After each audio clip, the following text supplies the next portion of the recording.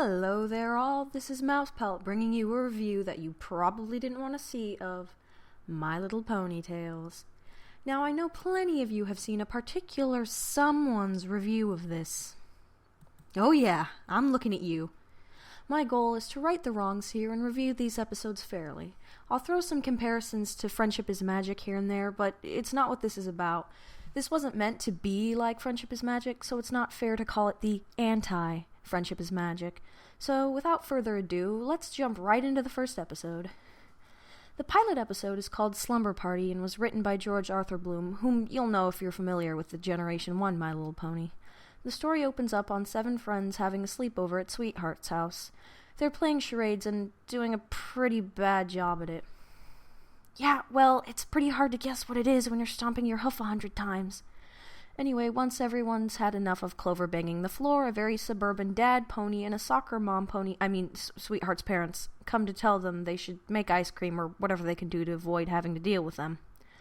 Bright Eyes geeks out about the chemical compositions of the ice cream because, hey, we all needed that. They end up making a huge mess with whipped cream like kids will, and the parents will probably end up complaining about the next morning once all of Sweetheart's friends leave. And then it starts storming. The power goes out, and Patch declares that it's the work of ghosts. Suburban Dad walks in to explain it to him. Now, Patch, there are no such things as ghosts. You know that. That's just what someone who does believe in ghosts would say. Anyway, Soccer Mom sends the kids upstairs so she can fix the kitchen. The ponies do your typical slumber party stuff, like make fun of people and beat the stuffing out of one another with pillows.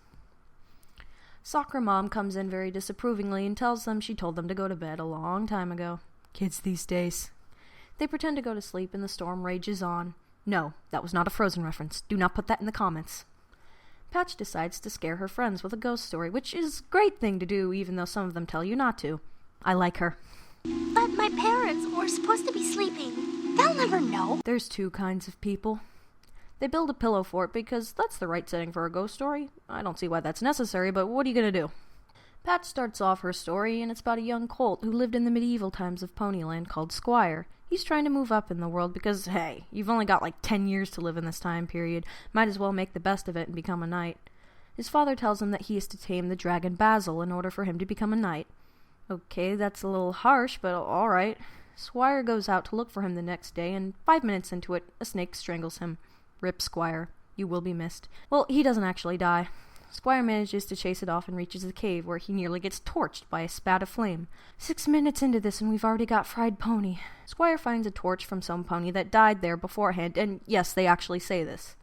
The dragon finally appears and Squire declares that he's going down. Well, Squire kind of jinxed himself there, and Basil burns a hole in the ground that Squire plummets into. Jeez. When Squire finally drags himself out, the dragon is gone, and he never sees him again. That's kind of dark.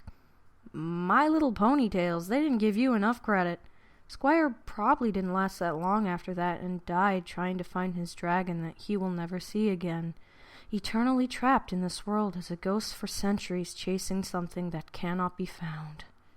Good God. Anyway, Clover makes a crappy joke about it and the others laugh until they hear sounds from upstairs. This is why we can't have nice things, Clover. This is why Soccer Mom has to work nights. They argue about whether it's real or not, and they decide to go into the attic to check it out. There's a montage in song about things not always be as they seem, as random objects scare them in the shadows before they see it's nothing's wrong. This is the weakest part of the episode, but it's not unbearable to watch, so meh.